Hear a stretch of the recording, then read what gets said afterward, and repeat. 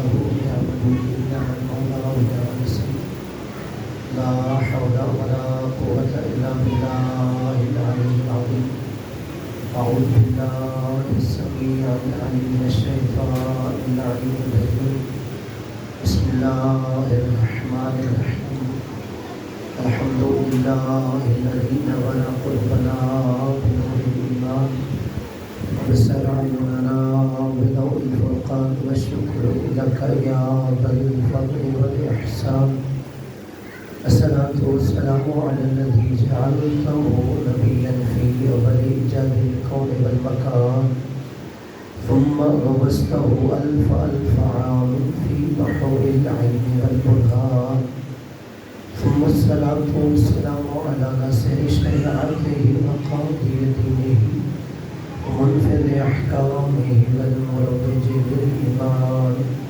والمدمر لأهل الكفر والفسوق والعصيان ثم الصلاة والسلام على زوجته التي نزل في تنزيلها القرآن حيث قال سبحانه وتعالى مرج البحرين يلتقيان ثم الصلاة والسلام على اللؤلؤ والمرجان بالخصوص على إمامين مهمامين والسعيدين والشريفين واسمهما الحسنان ثم الصلاة والسلام على باقي الأئمة الذين هم أمناء الرحمن بالخصوص على سيدنا مولانا صاحب العصر والزمان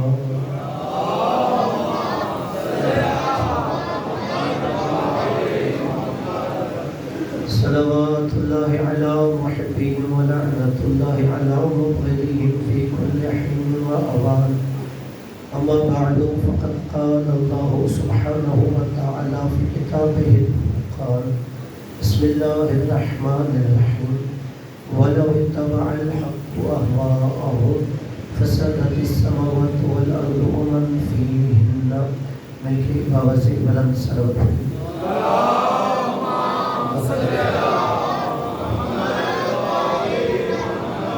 نعرہ تکبیر نعرہ رسالت نعرہ حیدری حسینیت یزیدیت خاندان زہرا پہ بلند تر صلوات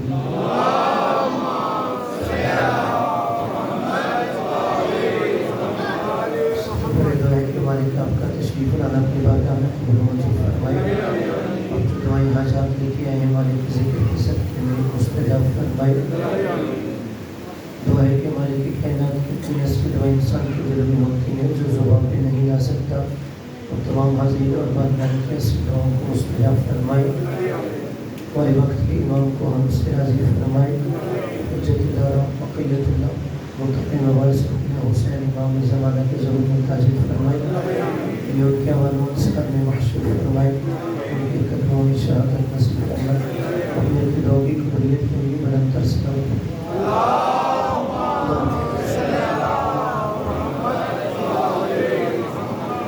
عبرت جو ہے کہ کچھ عرض کریں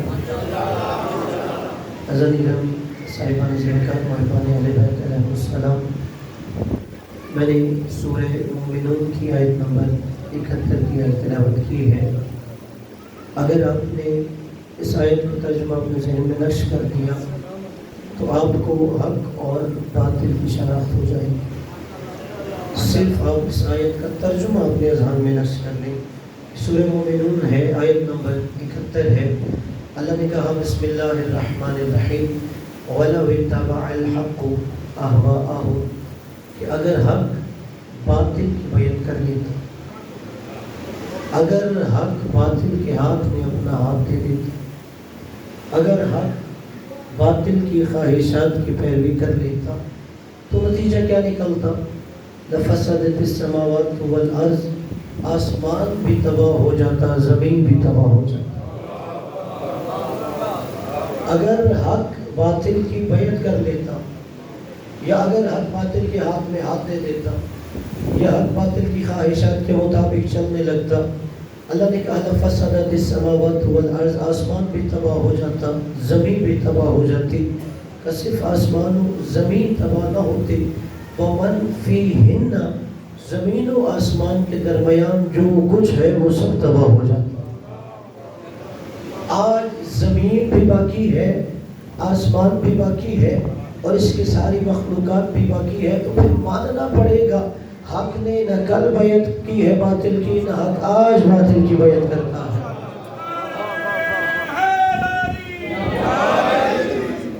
حق باطل کی بیعت کبھی نہیں کر سکتا۔ اگر حق باطل کے ہاتھ میں ہاتھ دے دے تو زمین بھی تباہ ہو جائے گی، آسمان بھی تباہ ہو جائے گا، اور جو کچھ زمین و آسمان کے درمیان ہے وہ تباہ ہو جائیں گے۔ اچھا، مولا حسین نے تو یزید کی بیعت نہیں کی، اور اکثر کہا جاتا ہے چونکہ یزید فاسق تھا، فاجر تھا، شرابی تھا۔ اچھا، اگر یزید فاسق نہ ہوتا تو حسین بیعت کر لیتے؟ پریشان ہو گئے ہیں۔ اگر وہ فاسق نہ ہوتا، خدا سلامت رکھے، جو 4-5 بندوں نے جواب دیا ہے، اگر یزید فاسق نہ ہوتا، فاجر نہ ہوتا، شرابی نہ ہوتا، تو بھی حسین کبھی بیعت نہ کرتا۔ اس لیے معصوم کبھی غیر معصوم کی بیعت نہیں کیا کرتا۔ معصوم اپنا ہاتھ غیر معصوم کے ہاتھ میں نہیں دیتا، اور معصوم کی ذات تو بہت بلند ہے، حجت خدا ہے، گناہوں سے منزہ و مبرہ ہے۔ کہ ہم شیعہ حیدر کرار کا عقیدہ بھی ہے کہ علی کا غیر معصوم شیعہ بھی غیر معصوم کی بیعت نہیں کرتا۔ کبھی شیعہ غیر معصوم کی بیعت نہیں کرتا۔ جو پیری مریدی کے سلسلے ہوتے ہیں یہ تشیعوں میں نہیں ہوتے، اس لیے کہ ہمارے پیر صرف وہی ہے کہ جو جنت کی ضمانت دیا کرتے ہیں۔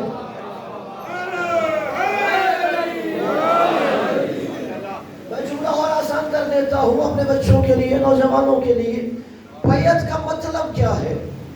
باع یبیع، بیچ دینا۔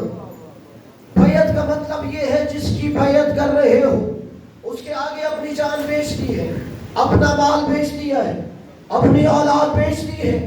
جان، مال، اولاد اس کے آگے بیچا گیا کرتا ہے کہ جو جنت کی ضمانت دیا کرتا ہے۔ جو آپ کو کہے تو جان دے، تجھے جنت کی ضمانت میں دیتا ہوں، تو اپنا مال دے، تجھے جنت کی ضمانت میں دیتا ہوں۔ اس لیے ہم فقہا کی بھی بیعت نہیں کرتے، فقہا کی تقلید کیا کرتے ہیں۔ بیعت صرف معصوم کی ہوا کرتی ہے۔ تو اس لیے اگر یزید فاسق نہ ہوتا، فاجر نہ ہوتا، شرابی نہ ہوتا، تو بھی حسین بیعت نہ کرتے۔ لیکن جو لوگوں نے ایک نظریہ بنایا، چونکہ فاسق تھا، فاجر تھا، شرابی تھا، حسین نے بیعت نہیں کی، اور شاید مولا حسن نے بیعت کر لی، اور شاید مولا علی نے بیعت کر لی ہو۔ اچھا، یہ بھی میں اس کا جواب دیتا ہوں، اپنے بچوں کے لیے بزرگ اہل علم ہے کہ شاید حسین نے فاسق ہونے کی وجہ سے یزید کی بیعت نہ کی، اور شاید حسن نے بیعت کر لی ہو۔ اچھا، کائنات میں جو سب سے زیادہ نام گونجتا ہے نا توحید و رسالت و ولایت کے بعد، وہ نام حسین ہوتا ہے۔ سب سے زیادہ نام حسین، کہ ہر بندہ سینے پہ ہاتھ رکھ کے یا حسین کہتا ہے، ہر بندہ مصیبت کے وقت یا حسین کہتا ہے۔ اچھا، یہ جو اتنا زیادہ نام حسین گونجتا ہے، حسین کا مطلب کیا ہوتا ہے؟ نام ہے نا، ہر بندے کے نام کا مطلب ہوتا ہے، کوئی میننگ ہوتی ہے۔ آخر حسین کا مطلب کیا ہے؟ جائیے عربی زبان میں جا کے حسین کا معنی تلاش کیجیے۔ عربی میں اصل لفظ حسین نہیں ہے، اصل لفظ حسن ہے۔ تھوڑا سا اگر آپ ساتھ دیجیے، اصل لفظ حسین نہیں ہے۔ اگر آپ نے حسین کا معنی تلاش کرنا ہے تو آپ کو ڈکشنری کی کتاب میں پہلے حسن کا معنی تلاش کرنا ہے کہ حسن کا معنی کیا ہے۔ جب حسن کا معنی مل جائے گا، پھر حسن سے حسین بنا ہے۔ حسین اسماء مصغرہ میں سے ہے، اس میں تصغیر میں سے ہے۔ حسن سے حسین بنا ہے۔ حسین کا مطلب ہوتا ہے چھوٹا حسن۔ خدا ان ہاتھوں کو سلامت رکھے۔ قبلہ، ہاتھ اٹھانے میں گھبرایا نہ کرو۔ مجلس حسین میں ہاتھ اٹھانے سے عزتیں گھٹا نہیں کرتی، عزتیں بڑھا کرتی ہے۔ شاید میرا کوئی دوست کہے کہ میں ہاتھ اٹھا دوں گا ذکر حسین میں تو شاید کوئی عزت میں کمی آ جائے گی۔ ذکر حسین میں ہاتھ اٹھانے سے عزتیں بڑھا کرتی ہے۔ حسین کا مطلب چھوٹا حسن ہے۔ یعنی حسن بڑا حسن ہے اور حسین چھوٹا حسن ہے، یعنی حسن سے حسین بنا ہے، جیسے کمال سے اس میں تصغیر کمیل ہوتی ہے، سلمان سے سلیمان ہوتی ہے، ویسے حسن سے حسین ہوتی ہے۔ یہ اسماء مصغرہ میں سے ہے، عربی گرامر کے اعتبار سے اس میں تصغیر ہے، یعنی اگر حسن کو چھوٹا کرو حسین بنتا ہے، اگر حسین کو بڑا کر دو حسن بنتا ہے۔ اگر حسین کو بڑا کر دو حسن بنتا ہے۔ جو ابھی تک شریک سفر نہیں ہو سکا اس کو مولا حسن کا مقام سمجھانے کے لیے جملہ کہہ رہا ہوں، حسین ابن علی بھی 10 سال جس کے قدموں میں نماز پڑھے اسے حسن کہتے ہیں۔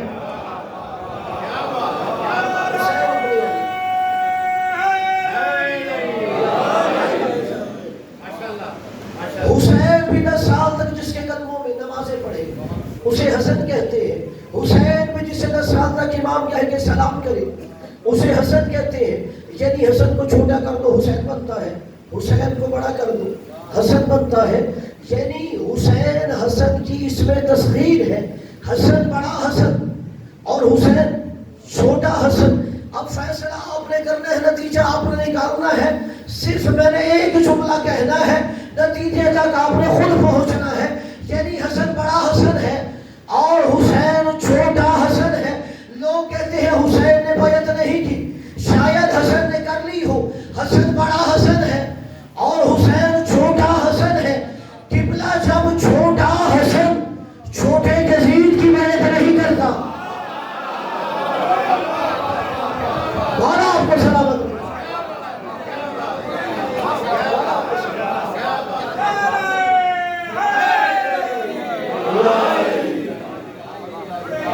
حسین چھوٹا حسن ہے۔ جب چھوٹا حسن چھوٹے یزید کی بیعت نہیں کرتا تو بڑا حسن کسی کی بیعت کیسے کرے گا؟ اس لیے حق کبھی باطل کی بیعت نہیں کر سکتا۔ اور کوئی کہے کیا مولا علی نے بیعت کر لی تھی؟ قرآن کی آیت کیا ہے؟ وَلَوْ اتَّبَعَ الْحَقُّ وَأَهْوَاءَهُ، اگر حق باطل کی بیعت کر لے لَفَسَدَتِ السَّمَاوَاتُ وَالْأَرْضُ وَمَنْ فِيهِنَّ، آسمان بھی تباہ ہو جائے، یہ زمین بھی تباہ ہو جائے، زمین و آسمان کے درمیان ساری مخلوق تباہ ہو جائے۔ یعنی حق اگر باطل کی بیعت کر لے، حق اگر باطل کی بیعت کر لے۔ اب چاہیے جناب آدم سے لے کے امام مہدی تک ساری تاریخ ہدایت پڑھو، مولا علی کے سوا کوئی بندہ دکھاؤ جسے نبی نے کہا ہو یہ مجسم حق ہے۔ حق باطل کی بیعت نہیں کرتا۔ مولا علی کے سوا ایک بندہ دکھا دو جسے سچے رسول نے کہا ہو یہ حق ہے، صرف ایک علی نظر آتا ہے جس کے بارے میں نبی نے کہا الحق علی والی الحق۔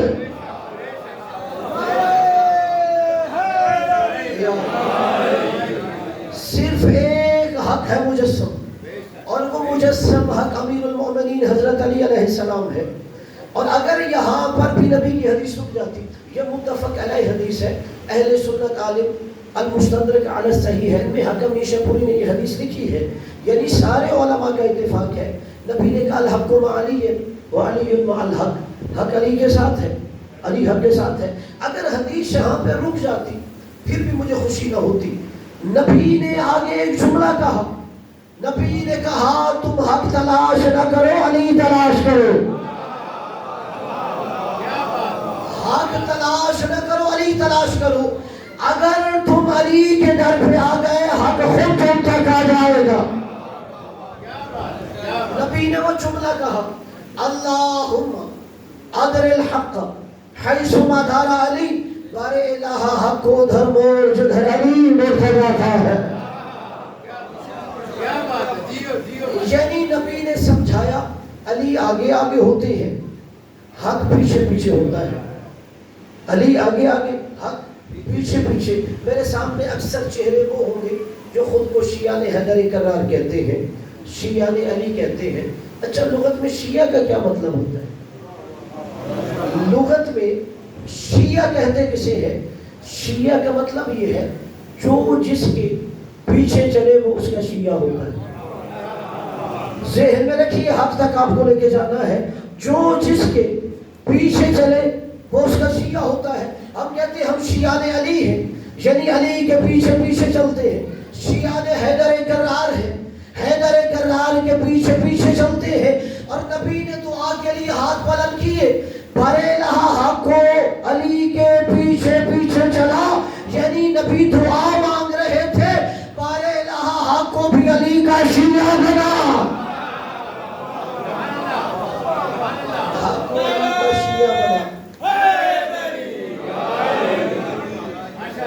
حق بھی علی کا شیعہ ہوتا ہے، اس لیے وہ بھی علی کے پیچھے پیچھے چل رہا ہوتا ہے. تو جہاں پر علی ہوگے وہاں حق ہوگا. اگر میرے مولا علی گھر میں ہے حق وہاں پہ ہے، اگر مولا مسجد میں ہے حق وہاں پہ ہے. بس اوقات پریشان ہو جاتے ہیں جنگوں میں کیسے فیصلہ کرے، حق کہاں ہوگا باطل کہاں ہے. نبی نے کہا جہاں حق ہے وہاں علی ہے، جہاں جنگ کے میدان میں علی ہوگا ادھر علی ہوگا ادھر حق ہوگا. چلے ایک مرحلہ اور آسان کرتا ہوں تاکہ حق آپ کے انوار قلوب پہ نقش ہو جائے. کبھی بندے کو زندگی میں پتہ چل جاتا ہے حق کیا، جسے زندگی میں پتہ نہ چلے اسے مرنے کے بعد شانوں پہ اٹھا کے قبر میں لٹا کے عالم کو بلا کے شانہ ہلا ہلا کے بتاتے ہیں سون حق کیا ہے. جسے زندگی میں پتہ نہ چلے اس کا شانہ ہلا ہلا کے بتا رہے ہوتے ہیں سن حق کیا ہے.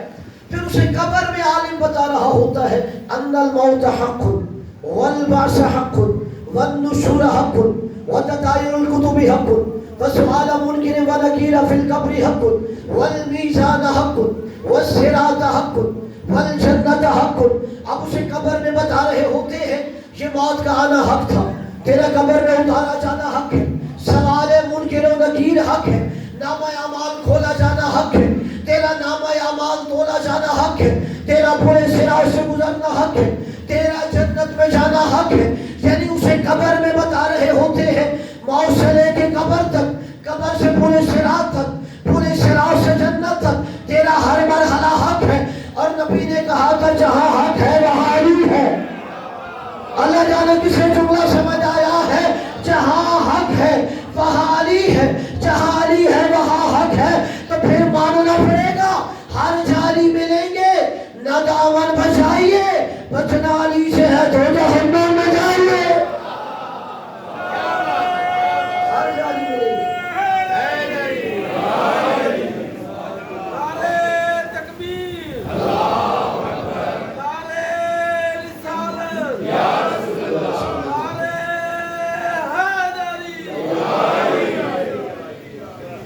ہر جالی ملیں گے نہ دامن بچائیے، بچنا علی سے ہے تو جہنم میں جائیے.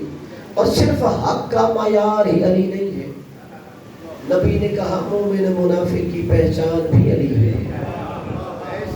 چاہیے صحیح مسلم پڑھیے، صحیح مسلم کے اندر باب الایمان ہے، اس کے اندر یہ حدیث موجود ہے کہ نبی نے فرمایا علی کی محبت مومن کی نشانی ہے، علی کا بغض منافق کی نشانی ہے. اور جملہ پھر صحابی رسول جناب ابن عباس رضی اللہ تعالی عنہ کا ہے. جب ان سے سوال کیا گیا جب فتح مکہ کے بعد لوگ جوک در جوک مسلمان ہو رہے تھے، لشکر کے لشکر مسلمان ہو رہے تھے، تمہیں کیسے پتہ چلتا تھا یہ کافر جو کلمہ اسلام پڑھ رہا ہے یہ مومن ہے یا منافق ہے؟ صحابی رسول کہتے ہیں نبی نے ہمیں ایک نسخہ دیا ہوا تھا، ہم اس کے سامنے علی کا ذکر چھیڑ دیتے تھے. ایک نسخہ نبی نے دیا ہوا تھا، ہم اس پہ اس کافر کو پرکھ لیتے تھے یہ مسلمان مومن ہے یا منافق ہے، ہم اس کے سامنے علی کا ذکر چھیڑ دیتے تھے. کہتے ہیں کہ اگر تو اس کا چہرہ گلاب کی طرح کھل جاتا پتہ چل جاتا یہ پکا مومن ہے، اگر پیشانی پہ شکن آتی یقین ہوتا یہ منافق ہے. نبی نے ایمان کا معیار بھی علی ابن ابی طالب کو بنایا. اور یہی جو صحابی رسول عبداللہ ابن عباس ہیں جو حبر الامہ ہے، سب سے بڑے مفسر قرآن ہیں. ایک دفعہ شام کے حاکم سے کسی نے کہا اگر تم کبھی مدینے جاؤ تو وہاں عبداللہ ابن عباس کا درس تفسیر قرآن سننا، کہ جو سب سے بڑے صحابہ میں مفسر قرآن ہیں ان کا درس تفسیر قرآن سننا. تو شام کے حاکم نے کہا اس کے درس تفسیر قرآن کا کمال کیا ہے؟ کہا وہ درس تفسیر قرآن میں قرآن کی تفسیر کم سنا رہا ہوتا ہے، علی کی فضیلتیں زیادہ سنا رہا ہوتا ہے۔ جو صحابہ کے سب سے بڑے مفسر قرآن، جو ان کے درس تفسیر قرآن کے احوال، تو شام کے حاکم نے کہا جب بھی مدینے جاؤں گا میں وہاں عبداللہ ابن عباس کے درس تفسیر قرآن میں ضرور جاؤں گا۔ کہ شام کے حاکم نے جب مدینے آئے تو وہاں پہ شام کے حاکم نے کہا بتایا گیا کہ مسجد نبوی میں عبداللہ ابن عباس درس تفسیر قرآن دے رہے ہیں۔ شام کے حاکم نے پیچھے جا کے خاموشی سے وہاں استراحت کے لیے بیٹھ گیا تو سن رہا تھا کہ عبداللہ ابن عباس درس تفسیر قرآن کیا دیتے ہیں۔ کہا جیسے ہی ابن عباس نے درس تفسیر قرآن دے دیا، شام کے حاکم اپنی جگہ سے کھڑا ہوا، ابن عباس کو بلا کے کہتا ہے ابن عباس تو درس تفسیر قرآن دے رہا تھا یا علی کے فضائل سنا رہا تھا؟ تو درس تفسیر قرآن سنا رہا تھا یا تو علی کے فضائل سنا رہا تھا؟ میں ہزاروں جانے صحابی رسول کے قدموں پہ قربان کر دوں۔ جناب ابن عباس اپنی جگہ سے اٹھے، اکیلے نہیں اٹھے، قرآن مجید کو ساتھ اٹھایا اور شام کے حاکم کی گود میں رکھ کے کہا حاکم شام تو اس قرآن سے اپنی مرضی کی آیت نکال، اس کے اندر سے علی میں تجھے دکھاتا ہوں، آیت تو نکال، آیت تو نکال، اس کے اندر علی میں تجھے دکھاؤں گا۔ اس لیے پھر جب ابن عباس سے کہا گیا کہ ابن عباس ہر وقت تو علی کے فضائل نہ پڑھا کر، تو ابن عباس نے کہا تم یہ کہنا چاہتے ہو میں قرآن نہ پڑھا کروں؟ کہا ابن عباس ہم نے قرآن سے تجھے نہیں روکا، ہم نے تو علی کے فضائل کی بات کی ہے۔ جناب ابن عباس رضی اللہ تعالیٰ عنہ فرماتے ہیں تم نے قرآن پڑھا ہی کیا ہے، قرآن علی کے قصیدے سنا رہا ہے۔ اگر تم قرآن بصارت نہیں بصیرت سے پڑھا کرو تو تمہیں اس کے اندر علی نظر آئے گا۔ اور قبلہ یہی وجہ ہے کل بھی علی حق کا معیار تھے، آج بھی علی اولاد علی حق کا معیار ہے۔ کل بھی علی مومن و منافق کی پہچان تھی، آج بھی علی اولاد علی مومن و منافق کی پہچان ہے۔ اور قبلہ یہی تو وجہ ہے کل منافق علی کو دیکھ کے ڈر جاتا تھا، آج منافق علی کا ذکر سن کے ڈر جاتا ہے۔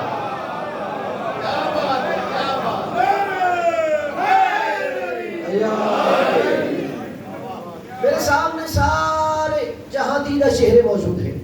آپ نے دیکھا ہوگا ایک سال پہلے بڑا شور اٹھا تھا، یہاں تک کہ کئی جگہوں پہ درخواستیں دی گئی، یہ جو اشہد ان علی ولی اللہ کی آوازیں گونجتی ہیں یہ آوازیں روکی جانی چاہیے۔ رحیم یار خان میں درخواست دی گئی، کراچی میں درخواست دی گئی کہ یہ اشہد ان علی ولی اللہ کا نام روکا جائے، اس لیے کہ یہ نام سن کے ہمیں دہشت ہوتی ہے، دہشت گردی لگتا ہے، یعنی نام علی کا سن کے ہمیں دہشت ہوتی ہے۔ ہم نے کہا یہ کوئی نئی بات نہیں، جن کے آبا و اجداد کو علی دیکھ کے دہشت ہوتی تھی، آج ان کی اولاد کو علی سن کے دہشت ہو رہی ہے۔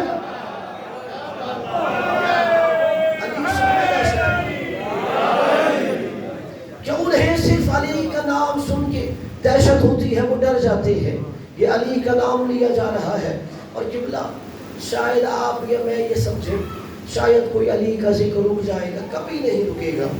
اس لیے بنو امیہ کا زمانہ، بنو عباس جیسے زمانوں سے گزر کے آیا ہے علی کا ذکر، اور ہمیشہ یہ ذکر بلند رہے گا۔ اس لیے اللہ کا وعدہ ہے فَاذْكُرُونِي أَذْكُرْكُمْ، تم میرا ذکر کرو میں تمہارا ذکر کروں گا۔ علی آخری سجدے میں بھی جب کہہ رہے تھے فُزْتُ بِرَبِّ الْكَعْبَةِ، علی اس وقت بھی اللہ کا ذکر کر رہے تھے۔ علی نے اپنا وعدہ پورا کر دیا، اب اللہ اپنا وعدہ پورا کر رہا ہے، جب تک وہ رہے گا علی کا ذکر ہوتا رہے گا۔ اور جو یہ کہتا ہے کہ شاید آذانوں میں نہیں ہے کہ ہمیں دہشت ہو جاتی ہے، اسے کہیے جاؤ فتح مکہ پڑھو۔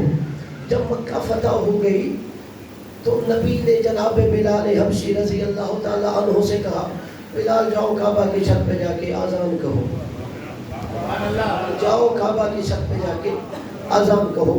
جناب بلال کعبہ کی چھت پہ گئے، وہ کہتے ہیں جیسے ہی میں کعبہ کی چھت پہ آیا میں آذان کہنے لگا تو میں سوچنے لگا جب میں زمین پہ کھڑا ہوتا ہوں تو میرا رخ ہوتا تھا کعبہ کی طرف۔ خدا ان ہاتھوں کو سلامت رکھے جتنے ہاتھ اٹھے ہیں، قبلہ یہ کشکول ہے جو آپ مولا کی بارگاہ میں اٹھا رہے ہیں، انشاءاللہ مولا کچھ نہ کچھ اس کشکول میں خیرات ڈالیں گے۔ کیا وجہ ہے؟ کہا میں زمین پہ کھڑا ہوتا تھا تو میرا رخ ہوتا تھا کعبہ کی جانب، اب میں کھڑا ہوں کعبہ کی چھت پہ، رخ کدھر کرنا ہے؟ جب میں فرش پہ ہوں تو رخ ہے کعبہ کی جانب، اب تمہیں کعبہ کی چھت پہ آ گیا ہو، اب میرا رخ کدھر ہونا چاہیے؟ جناب بلال یہ سوچ کے کعبہ کی چھت سے نیچے آ گئے، سید الانبیاء کی بارگاہ میں جاتے ہیں کہ یا رسول اللہ ایک مسئلہ پوچھنا ہے۔ نبیوں کے سردار نے فرمایا پوچھو بلال کیا پوچھنا ہے؟ کہا یا رسول اللہ یہ بتائیے جب میں زمین پہ کھڑا ہو کے اذان دیتا تھا میرا رخ ہو جاتا تھا کعبہ کی طرف، اب میں کعبہ کی چھت پہ کھڑا ہوں تو اذان دیتے ہوئے میرا رخ کدھر ہونا چاہیے؟ شیعہ نے حیدر کرار ناز کیا کرو، آپ کے دل میں علی کی محبت ہے، تو فوراً رسول خدا نے فرمایا بلال کعبہ کی چھت پہ جا، مجمع پہ نگاہ دوڑا، جدھر علی نظر آئے ادھر رخ پھیر لینا۔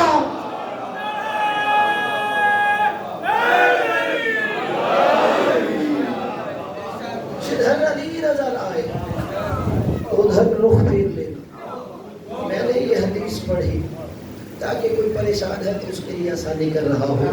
میں نے جب یہ حدیث پڑھی میں بھی سوچنے لگا جیسے کہ شاید کوئی ایک دو بندے سوچ رہے ہوں نبی نے یہ کیوں کہا علی کی جانب رخ کر لے؟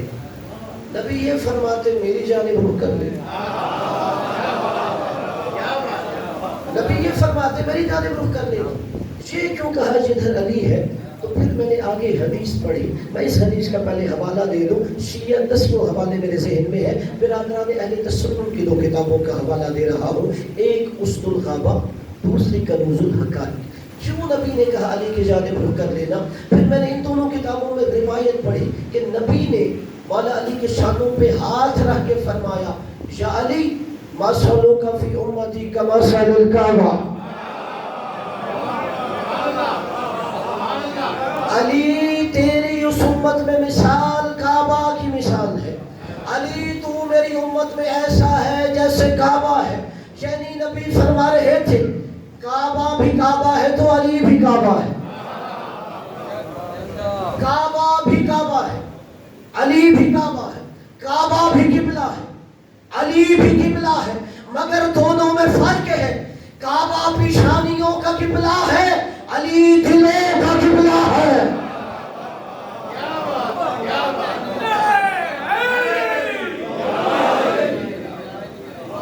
کعبہ بھی قبلہ ہے تو علی بھی قبلہ ہے، مگر دونوں میں فرق یہ ہے کعبہ پیشانیوں کا قبلہ ہے علی دلوں کا قبلہ ہے، کعبے کی جانب پیشانیاں جھکتی ہیں علی کی جانب دل جھک جاتے ہیں۔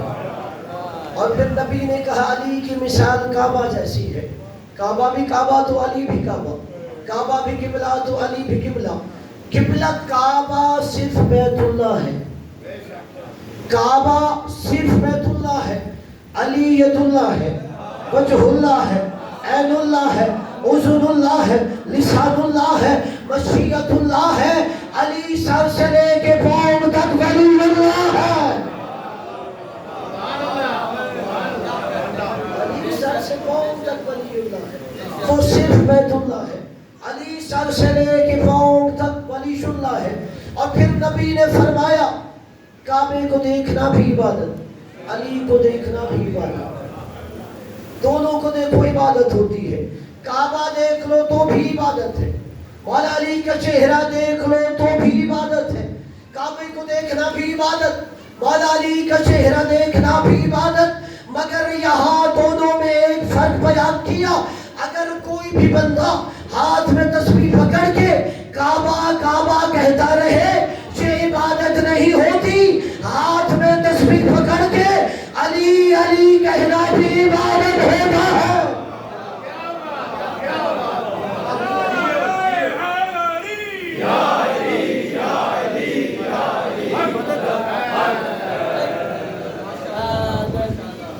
کہ صرف کعبہ کعبہ کہو تو یہ عبادت نہیں ہے، لیکن علی علی کہتے رہو یہ بھی عبادت ہوتا ہے، اور کسی کو اس عبادت سے محروم نہیں رکھا۔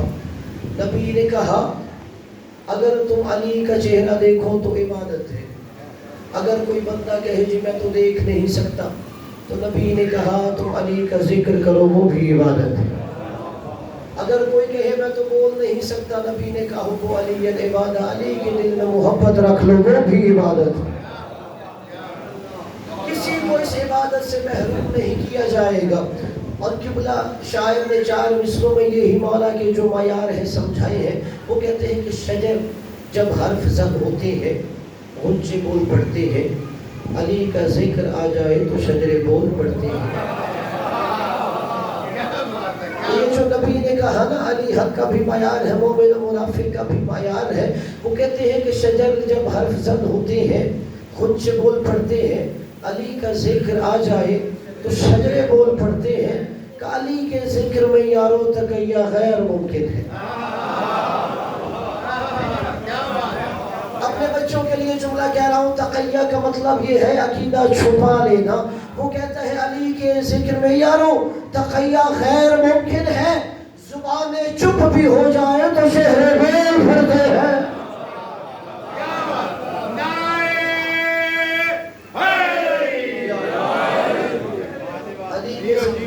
تقیہ غیر ممکن ہے، زبانیں چپ بھی ہو جائیں تو چہرے بول پڑتے ہیں۔ اگر کوئی کہے کہ میں علی کی وجہ سے تقیہ کر لوں، اگر وہ زبان سے علی کے بارے میں عقیدہ چھپا بھی لے تو علی کا عقیدہ اس کے چہرے سے ظاہر ہوتا ہے۔ اور اس لیے ناز کیا کرو کہ آپ کو مانگی آغوش سے یہ محبت ملی ہے۔ اور قبلہ محبت کا مزہ تب آتا ہے جو اس کی راہ میں کوئی قربانی دی جائے۔ اگر مولا علی کی ذات پر بلند صلوات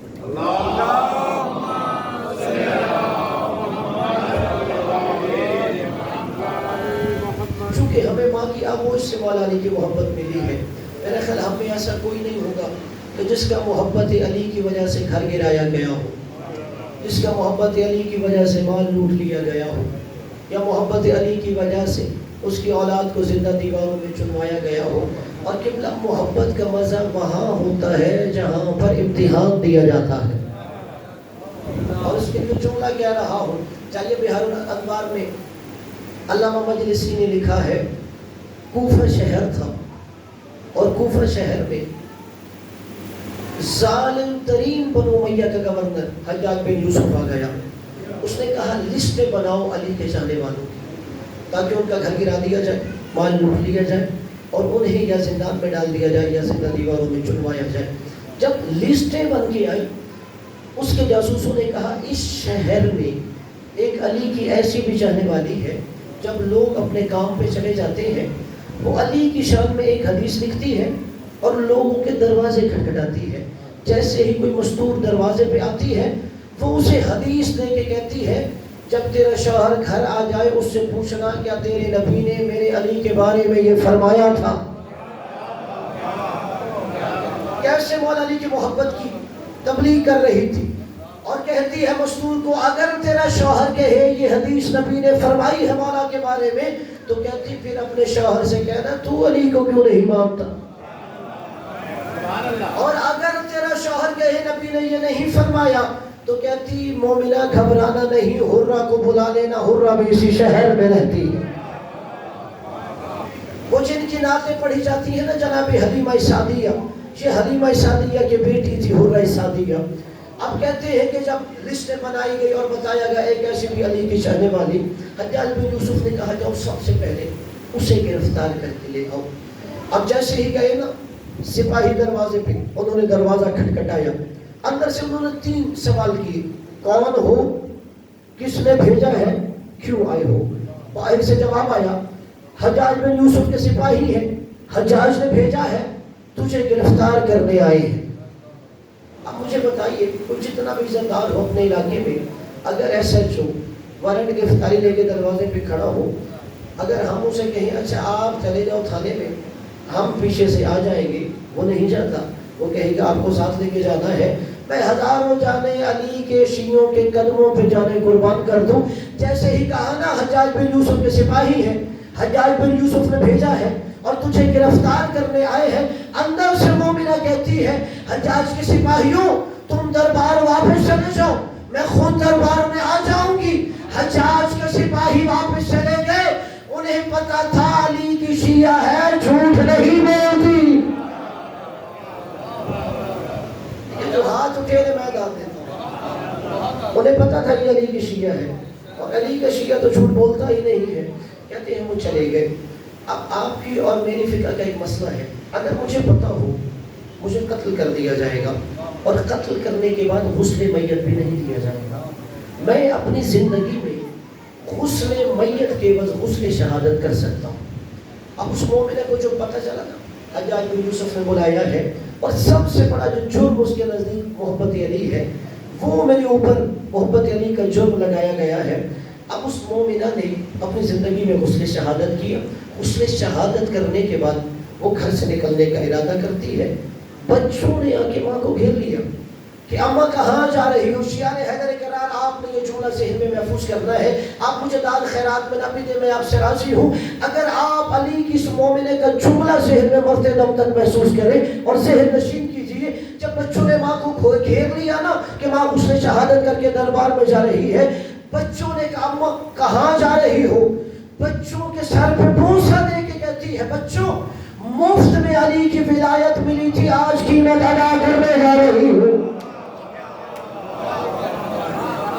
مفت میں ملی تھی.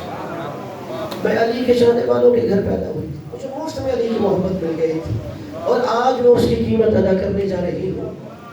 بچوں نے کہا اماں کوئی وصیت ہے تو بتاؤ. کہ بس ایک ہی وصیت ہے، اگر سامنے ماں کا جنازہ بھی رکھا ہو تو علی کا در نہیں چھوڑنا.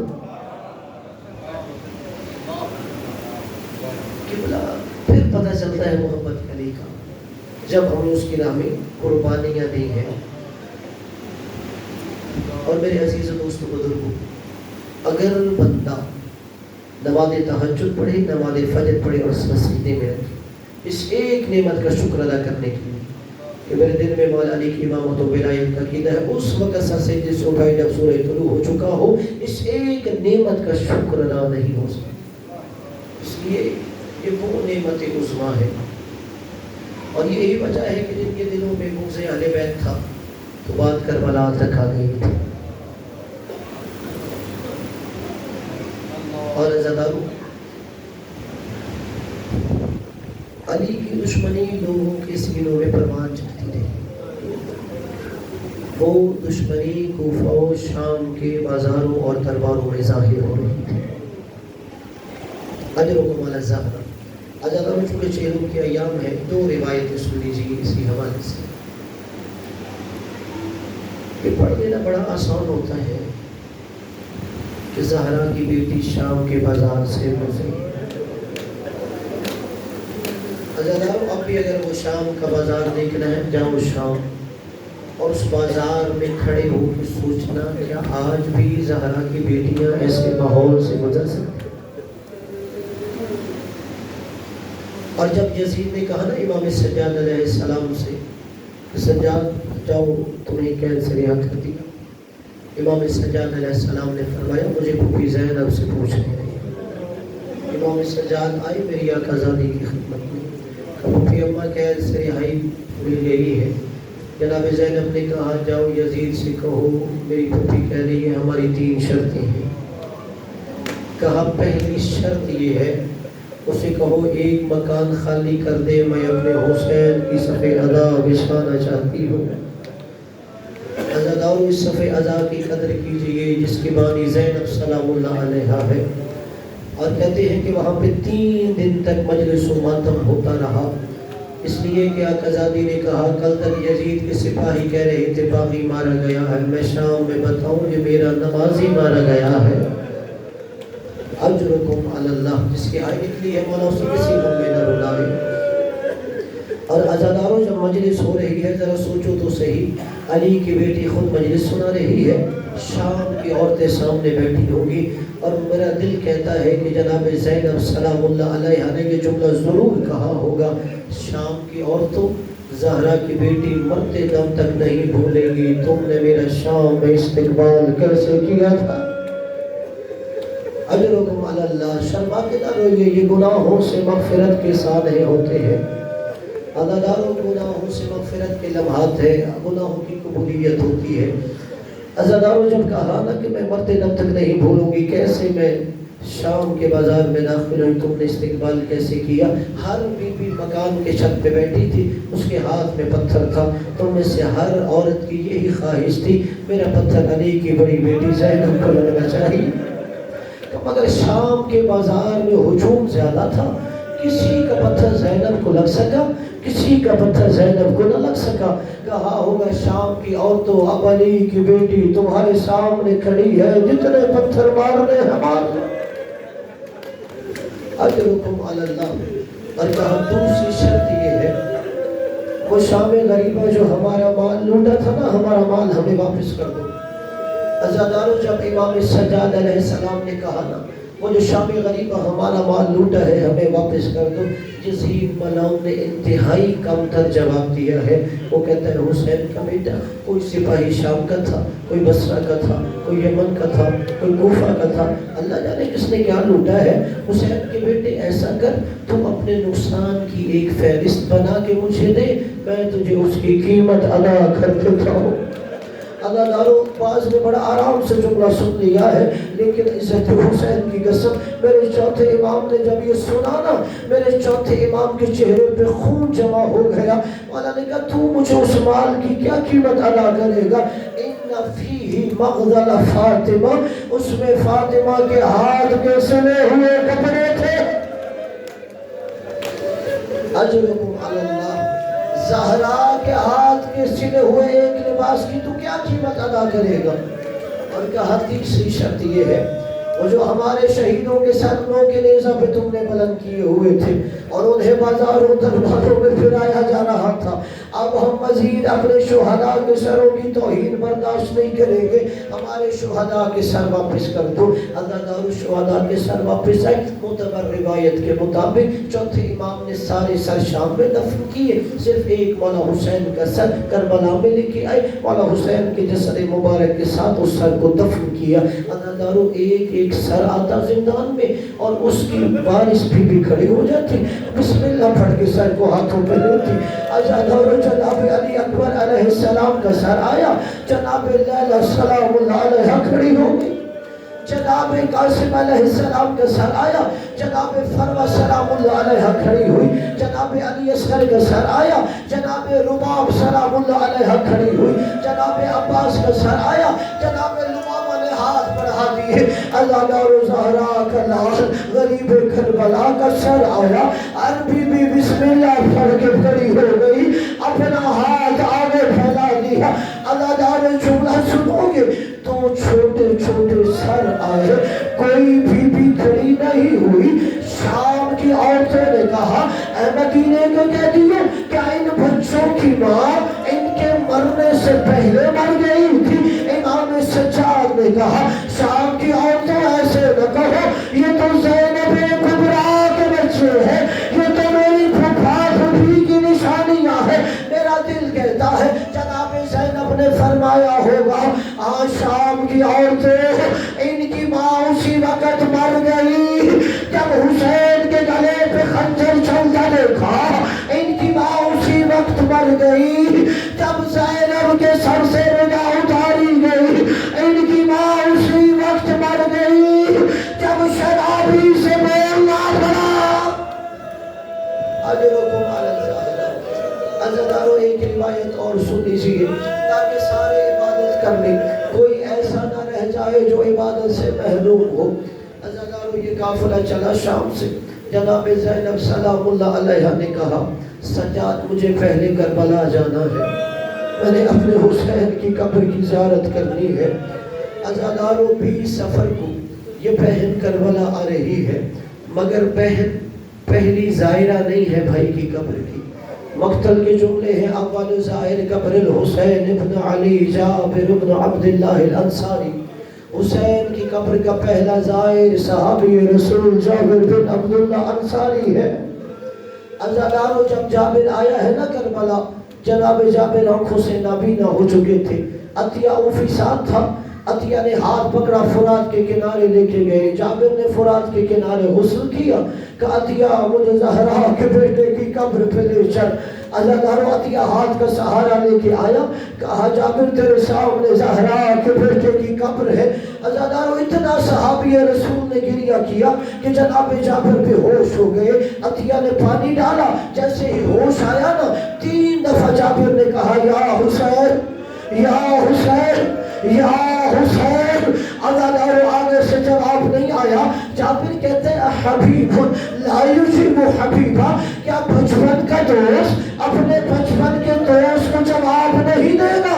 پھر جابر خود ہی کہتا ہے انا لکا بالجواب یا جابر، جابر تجھے یہ جواب کیسے دے، ابھی تو اس مظلوم کا سر شام سے آیا ہی نہیں۔ اگر حکم علیہ السلام اتنے میں جابر کہتا ہے عطیہ تو آنا، آج میرے چوتھا امام شام سے آ جائے۔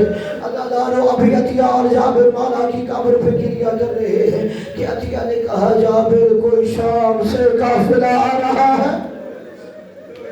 جابر نے کہا عطیہ نے ایک چوتھا امام آیا ہو۔ عزادارو عطیہ دوڑتے ہوا گیا، اس نے دیکھا چوتھا امام آ گیا ہے۔ عزادارو کیا دیکھا 3 مہمان ساتھ ہے۔ عطیہ نے جیسے ہی امام کو دیکھا نا اپنے جذبات پہ قابو نہیں رکھ سکا، عطیہ تیزی سے دوڑتا ہوا گیا، زور سے مولا سجاد کو گلے سے لگایا۔ عزادارو پھرتے جذبات میں آ کے عطیہ نے مولا کی گردن کو دبایا۔ چوتھے امام نے چیخ مار کے کہا عطیہ اپنا ہاتھ میری گردن سے چھوڑ دے۔ کمالا کیا ہوا ہے کہ عطیہ 1 سال تک میرے گلے میں ٹانگے خاردار رہا۔ اجرکم علی اللہ۔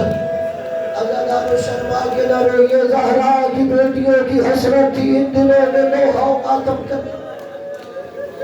عزادارو پھر عطیہ نے پیچھے مڑنے کا ارادہ کیا۔ مولا نے کہا عطیہ اگر تیرے دل میں ہماری محبت ہے پیچھے مڑ کے نہ دیکھنا۔ کمالا کیا ہوا کہ پیچھے اس کی بیٹیاں آئی ہیں جس کا جنازہ رات کی تاریکی میں اٹھایا گیا۔ اجرکم علی اللہ۔ عزادارو محمل سے ناگے سے نیچے بیویوں کو اتارا گیا۔ 2 جملے سن لیجئے تاکہ عبادت تمام ہو جائے۔ میں مسائل میں بخل نہیں کرتا تاکہ حسین کی بہن مجھ سے راضی ہو جائے۔ عزادارو میرا دل کہتا ہے کہ مولا سجاد سب سے پہلے مولا عباس کی قبر پہ آئے ہوں گے۔ جناب زینب سلام اللہ علیہ کو کھڑا کر کے فرمایا ہوگا چچا عباس ذرا قبر سے باہر آ، دیکھ زینب شام سے زندہ واپس آ گئی۔ اور عزادارو 9 بیویوں کو مولا عباس کی قبر کے گرد بٹھایا۔ 9 بیویوں کو بٹھا کے کہا چچا عباس ذرا قبر سے باہر آؤ، ان 9 بیویوں میں پہچان کے بتاؤ ان میں زینب کون ہے۔ اجرکم علی اللہ۔ عزادارو 3 دن تک کربلا میں یہ قافلہ رہا ہے۔ تیسرے دن چوتھے امام نے دیکھا اگر مزید یہ بیویاں یہاں پہ رہی کوئی ماں مر جائے گی، کوئی بہن مر جائے گی۔ اب مولا نے کہا پھوپھی زینب سلام اللہ علیہ سے ایک ایک بیوی کو قبر سے اٹھائیے اور محمل میں جا کے بٹھائیے۔ اب ہم واپس چلتے ہیں مدینہ کو۔ عزادارو زینب سلام اللہ علیہ ایک ایک بیوی کو اٹھا رہی ہے، محمل میں جا کے بٹھا رہی ہے۔ امام سجاد نے کہا پھوپھی اماں ہر بیوی محمل میں بیٹھ گئی، اب ہم واپس مدینے چلے۔ جناب زینب سلام اللہ علیہ نے کہا نہیں سجاد ابھی تک ایک بیوی قبر حسین سے لپٹ کے رو رہی ہے۔ اجرکم علی اللہ۔ اللہ جانے کس جملہ سے بجایا ہے، کوئی بڑا سامنے ہوگا جو یہ جملہ نہ سمجھ سکے کہ ابھی تک ایک بیوی تیرے بابا کی قبر سے لپٹ کے رو رہی ہے۔ کہا اما زینب وہ کون ہے؟ کہ سجاد تیری ماں رباب رو رہی ہے۔ عزادارو ایک طرف سے امام سجاد چلے، دوسری طرف سے زینب سلام اللہ علیہ چلی۔ جناب زینب نے شانہ ہلایا، بابی رباب اٹھو اب واپس مدینہ چلتے ہیں۔ جناب رباب نے فرمایا آقا زادی آپ مدینہ جائے، میں مدینہ جا کے کیا کروں گی؟ آپ میں سے ہر ایک کوئی نہ کوئی رشتہ مدینے میں موجود ہے۔ میرے 2 رشتے سادہ سے تھے، ایک میرا بیٹا تھا، ایک میری بیٹی تھی۔ میرا بیٹا کربلا سے گیا، میری بیٹی شام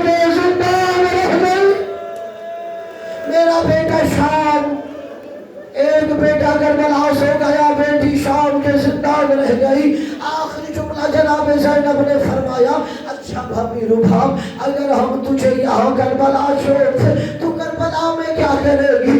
कब मुझे अपने भाई की कब्र की मुजावरा बना दो, अपने भाई की कब्र की मुजावरा बना दो।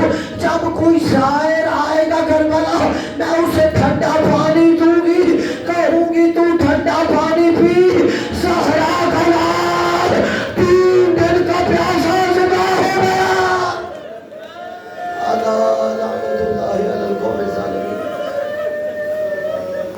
وسيعلم الذين ظلموا إلهي تدي واسطة